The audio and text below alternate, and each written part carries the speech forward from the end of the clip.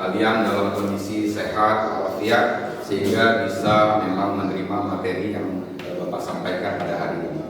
Sebelum kita memulai materi hari ini, Bapak silahkan dulu ketua kelas untuk menyiapkan kelasnya, lalu berdoa. Iya.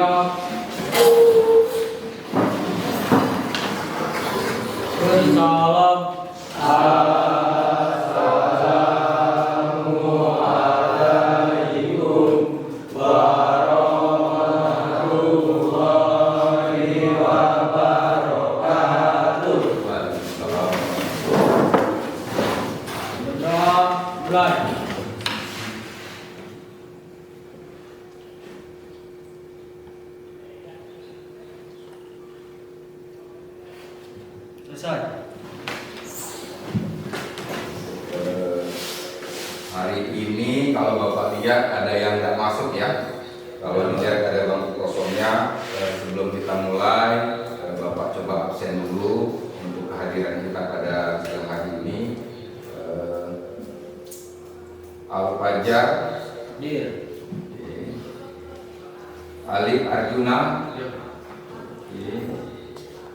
Andi, sakit. Hari ini kita akan coba masuk ke dalam materi yaitu dasar-dasar teknik pengelasan dan fabrikasi logam.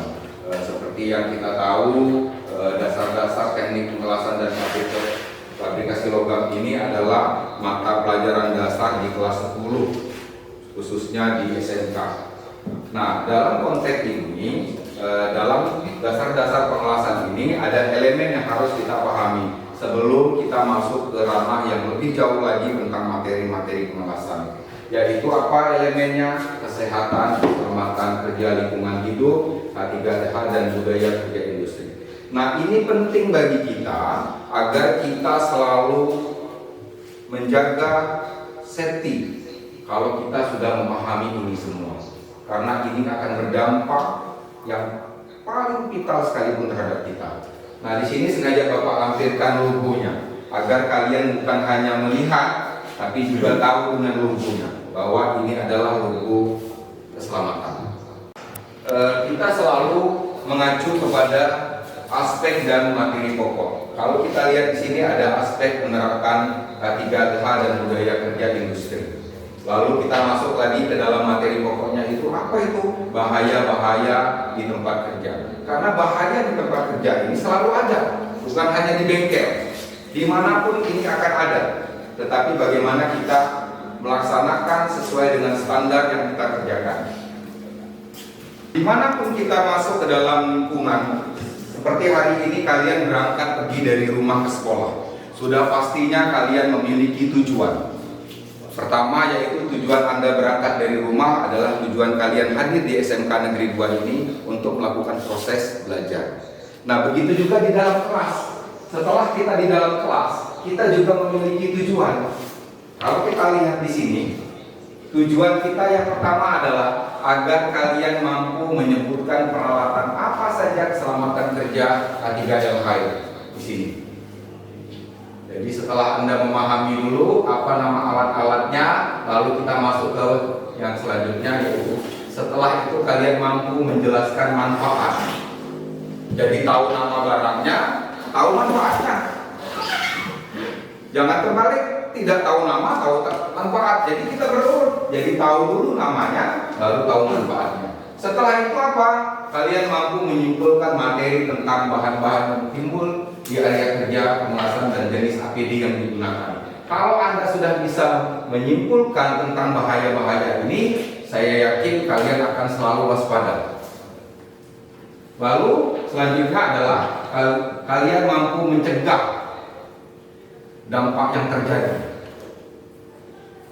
Selanjutnya adalah kalian mampu melaksanakan K3LH, penggunaan APD dan budaya kerja industri di tempat praktik-praktik nanti. Nah, ini penting bagi kita. Kalau kalian sudah melaksanakan ini, berarti Anda sudah disiplin bahwa tidak akan pernah lagi melepas yang namanya APD jika memang dalam lingkungan kerja bengkel. Nah, saya yakin juga di antara kalian pasti masuk ke dalam SMK ini dengan latar belakang tujuan yang berbeda-beda. Mungkin karena ada orang tua yang memang profesinya sebagai pengawasan, mungkin tetangga yang memang sudah ruang lingkupnya sudah familiar sekali dengan ini. Jadi di sini coba Bapak tuangkan sekedar untuk rangsangan pematik pertanyaan. Silahkan nanti kalian jawab. Di sini pertanyaannya, jika di lingkungan kerja teknik pengawasan sedang basah, kira-kira risiko apa yang akan terjadi? Coba. Boleh Pak? Kesetrum. Apa? Tergelincir. Memang dua faktor inilah yang menjadi resikonya. Tetapi genangan di sini bisa saja ada genangan air dan genangan minyak. Pada saat terjadi ada genangan minyak, mungkin skala licinnya lebih. Nah, untuk itulah kita juga harus melihat kondisi kenyamanan kerja kita. Lalu pertanyaan kedua, apa harapanmu saat kamu mempelajari tentang kesehatan dan keselamatan kerja ini? Apa sebenarnya harapan kita untuk mempelajari ini? Agar tidak kecelakaan. Agar tidak kecelakaan. Ada lagi? Menghindar dari bahaya. Menghindar dari bahaya. Ada lagi? Mengurangi resiko kecelakaan. Mengurangi risiko kecelakaan. Semua benar. Karena apa? Karena harapan kita semua pada saat kita bekerja dalam lingkungan yang tidak nyaman, kita akan terhindar dari risiko kecelakaan. Untuk itu kita harus menerapkan semua prosedur yang memang sudah diterapkan. Kita ini kadang-kadang lengah. Sebentar saja. Padahal ini penting bagi kita. Kalau kita mengikuti konsep daripada ini, mudah-mudahan aman. Nah, berikutnya Bapak akan menayangkan satu buah video tentang apa itu peralatan APD kita, lalu apa itu manfaatnya, lalu apa itu risiko yang ditimbulkan. Kalau kita bicara tentang lisan saja, mungkin bayangan kita agak ngeblank. Kita hanya berpikir, menganggap bahwa apa ya? Tapi kalau diimbangi dengan visual, daya tangkap imajinasi kita lebih kuat. Kadang-kadang hanya ditunjukkan hanya gambar saja, kita sudah oke. Saya nggak paham itu Pak, arahnya kemana? Karena apa? Karena diimbangi dengan gambar. Ya, mudah-mudahan coba kalian saksikan dengan bersama video yang Bapak tayangkan ini. Siapkan mata untuk menangkap gambar, siapkan pikiran untuk menangkap informasi.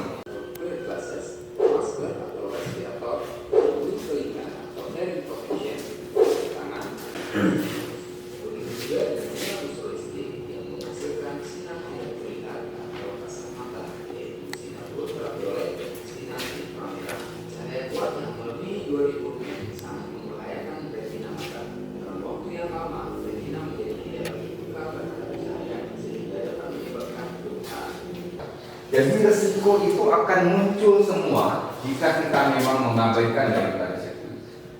Dan untuk itu memang karena ini menjadi hal yang penting, sebelum kita masuk ke dalam dunia nyata bahwa kita akan melakukan pekerjaan pengawasan, safety ini sudah menjadi suatu keharusan bagi kita. Jadi tidak ada toleransi, tidak ada kalimat sebentar bahwa kita akan sebentar saja bekerja, tidak. Karena sekali lagi keselamatan itu hanya hitungan detik saja. Tapi kalau kita sudah melindungi diri kita, mudah-mudahan kita terhindar semua dari risiko-risiko yang tidak kita inginkan.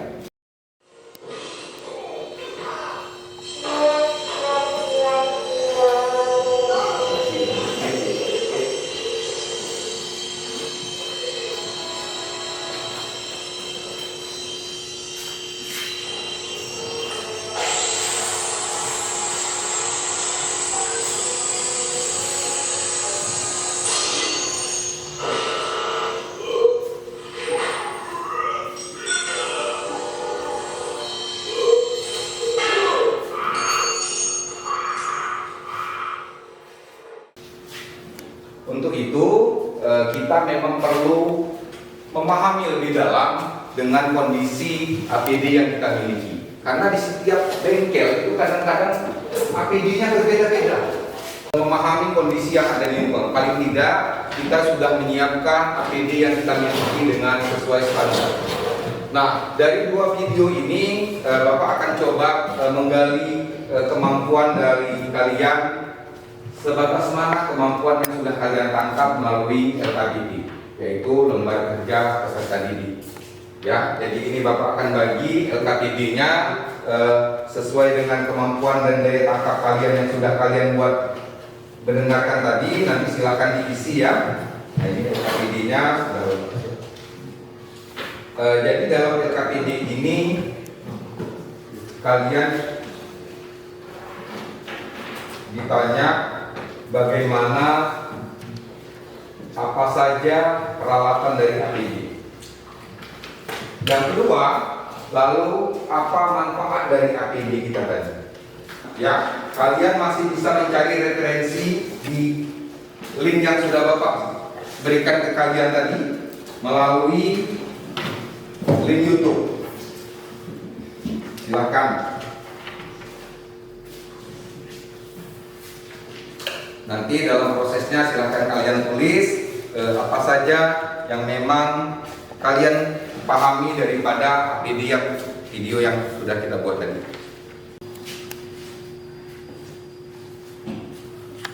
Ya, tulis nama dulu, kelasnya.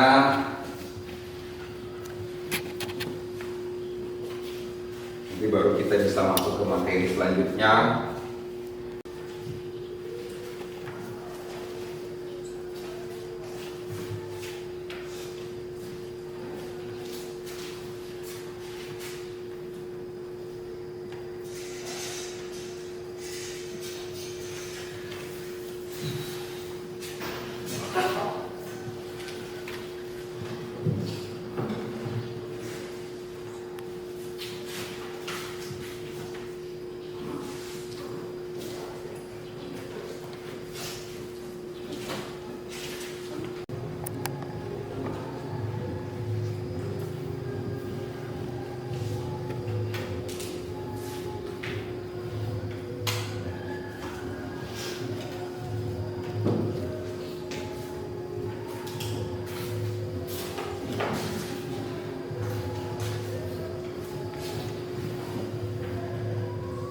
Jadi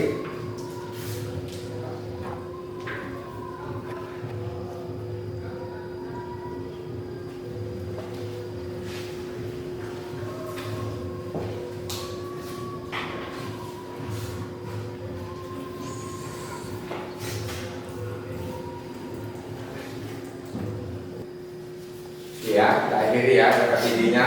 Dekat ini biarin dulu di situ, nanti terakhir saja dikumpulkan. Yang belum lengkap tapi lengkapi dulu sedikit ya, sambil Bapak mencoba mempraktikkan bagaimana penggunaan daripada APD. Jadi yang sudah selesai dan yang belum selesai mohon perhatikan dulu karena ini penting bagi kita. Jangan sampai penggunaan APD ini kadang-kadang kita lalai dalam penggunaan. Tapi karena kalau dia ada, nah jadi kita pakai dulu sepatunya. Ya, ini Bapak contohkan. Ya, kita penggunaan sepatu. Nah, begitu sudah sepatu terpasang, ada baiknya kita menggunakan apron. Ya, kita pasang. Ya, kita pasang. Nah, yang perlu diperhatikan juga, tali ini kadang-kadang ada yang sudah kendor, benar? Sudah turun segini, sehingga dada kita tuh terbuka. Kalau dia memang talinya turun, pastikan ini juga talinya dikencangkan dari atas, sehingga kita tidak sembrono memakainya. Pastikan ini juga kencang. Tapi kalau memang sudah masih bagus seperti ini, ya tidak perlu dikencangkan. Lalu kita pasang tali di belakangnya. Nah, kalau kita tidak bisa mampu ngikatnya sendiri dengan tangan kita, mungkin kita minta bantuan teman kita. Sehingga penggunaan tali ini wajib memang dipasang. Agar apa? Agar pada saat kita bergerak, dia tidak ikut bermain. Ya, diikat. Oke, udah beres. Diikat kencang. Nah, lalu selanjutnya apa? Yang membuat kita nyaman dalam bekerja lagi? Oh, sudah tidak ada yang terganggu lagi. Kita menggunakan apron tangan. Ya, Nah, di sini juga sudah.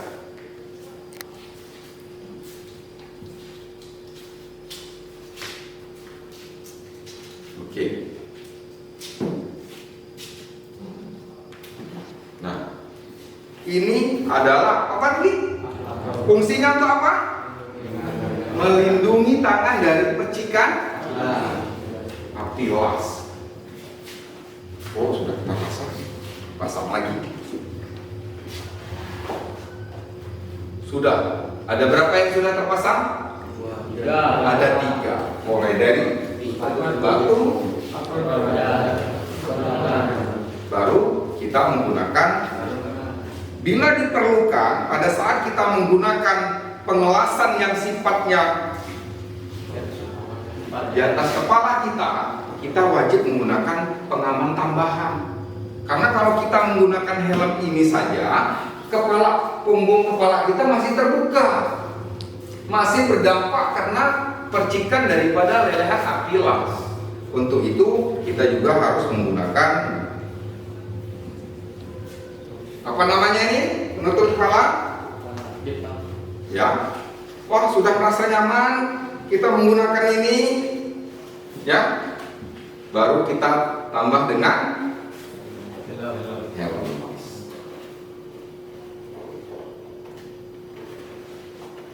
Ya. Nah, helm las ini kan tidak serta-merta menutup kita terus, ya. Kita hanya menggunakan ini pada saat kita menggunakan mesin las saja yang ada pancaran api lasnya. Ini kita gunakan. Jadi ini bisa standar kita turun naikkan. Nah, tadi dijelaskan pada saat kita menggunakan las OAW atau las yang SMAW itu kan kita perhatikan lensanya juga. Jadi tidak semua lensa hitam ini cocok, tapi disesuaikan daripada barang yang kita gunakan sendiri. Nah, setelah itu baru kita menggunakan sarung tangan. Ya.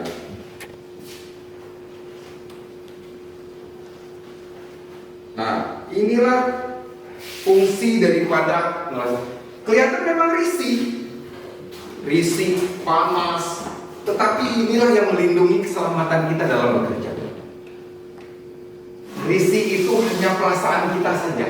Tapi begitu kita sudah bekerja memang dengan sungguh-sungguh, dengan itikat baik, risih ini akan tersisihkan. Karena apa? Ujung-ujungnya adalah keselamatan. Sekarang perbandingannya, kita mau mengutamakan keselamatan, apa mau menghilangkan kerisihan kita? Yang jelas utamakan keselamatan kita. Dan inilah yang harus kita lakukan dalam proses pengelasan di bengkel. Nah, untuk itu makanya kata Bapak tadi, kita juga harus memperhatikan yang lain. Di sini ada tambahan, yaitu kacamata bening.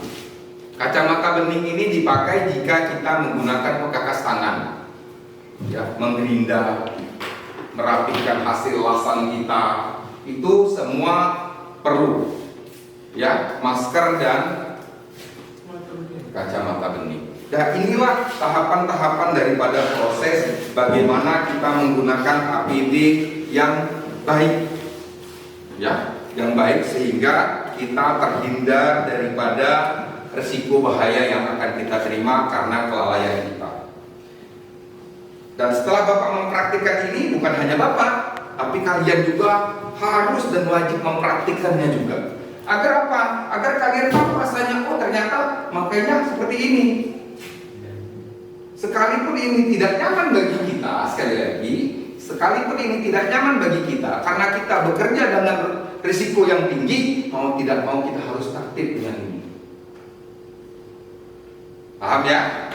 Nah, itu Bapak panggil kalian satu-satu sesuai absen untuk kalian mencoba daripada penggunaan alat-alat keselamatan kita. Ya, saya yakin ini tidak terlalu sulit bagi kita. Yang sulit itu adalah menerapkannya terus. Kalau hanya sekali pakai mungkin tidak sulit, tapi yang sulit itu menerapkannya terus secara kontinu selama kita melakukan pekerjaan pengelasan. Yang pertama, Al-Fajr, sama Alif Arjuna. Oke. Setelah siap apa lagi?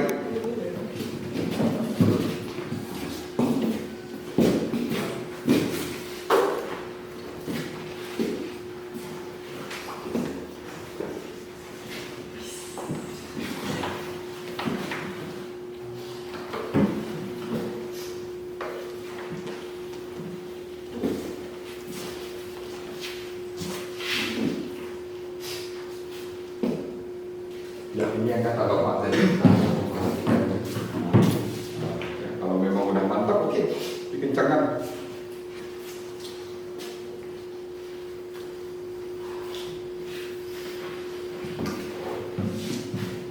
Oke.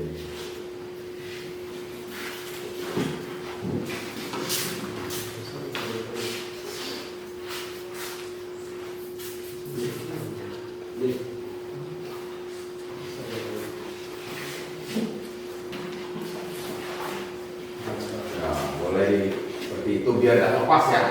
Ya.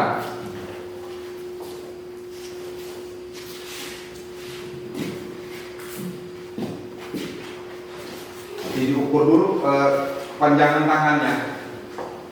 Nanti justru makin ngekek. Nah, jadi kerja ini juga harus nyaman. Ya.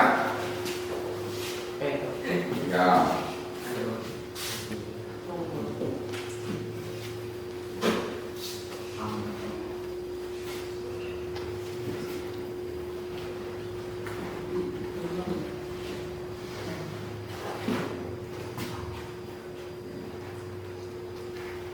Versi masing-masing.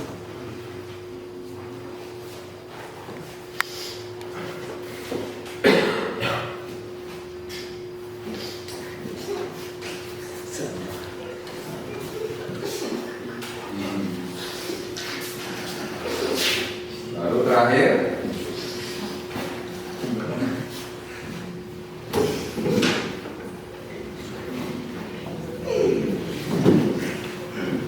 Kapan?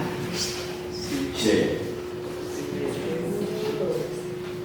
Dia bisa, Ajar. Bagaimana rasanya?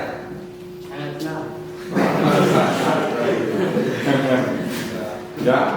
Dan inilah kondisi yang harus kalian lakukan dalam proses pemalasan.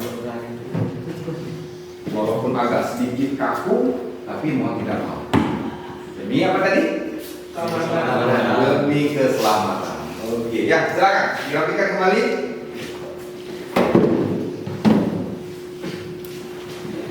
Jika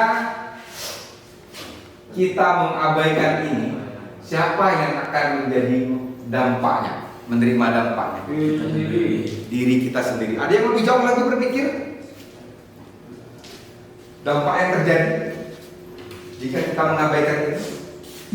Sebenarnya bukan kita saja yang terkena dampaknya. Anda bisa bayangkan, Anda adalah seorang ahli profesional dalam pengelasan. Anda sedang berada di puncak karir, ya, sedang enak-enaknya di karir Anda puncaknya. Pada saat Anda lalai, tidak menggunakan APD, terjadi risiko. Orang-orang yang Anda sayangi di dekat Anda juga menanggung akibatnya. Siapa itu? Orang tua, keluarga kita. Kebetulan nanti sudah kita berkeluarga, dia akan menerima dampaknya. Sementara karir kita lagi di puncak. Karena kecerobohan dan kelalaian kita, dia akan menanggung akibatnya. Kan siapa yang rugi? Kita semua yang rugi. Nah, untuk SKPD yang tadi silahkan dikumpul. Albar bantu untuk mengumpulkannya sehingga kita bisa. Kita sudah di ujung pertemuan kita di hari ini. Kita sudah coba menerapkan bagaimana menggunakan APD yang baik. Kalian sudah menguraikan sumber kerjanya.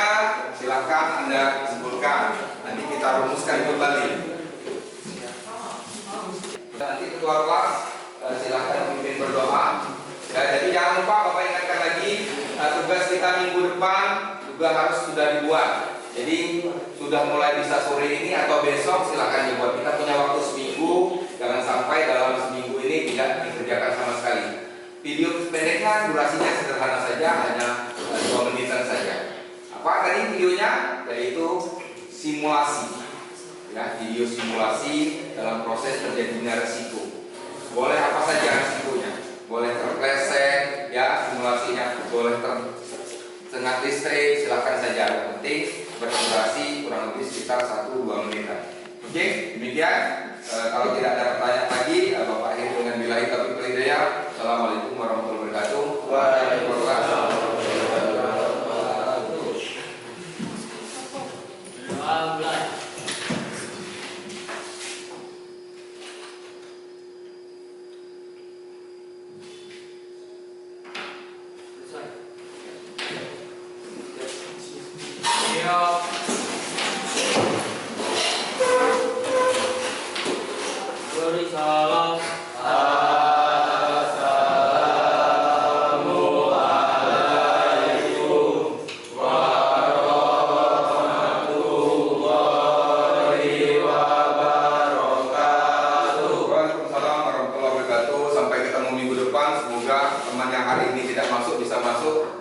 Diberikan informasinya bahwa kita melakukan praktik, lalu videonya nanti di grup boleh dibuka ya.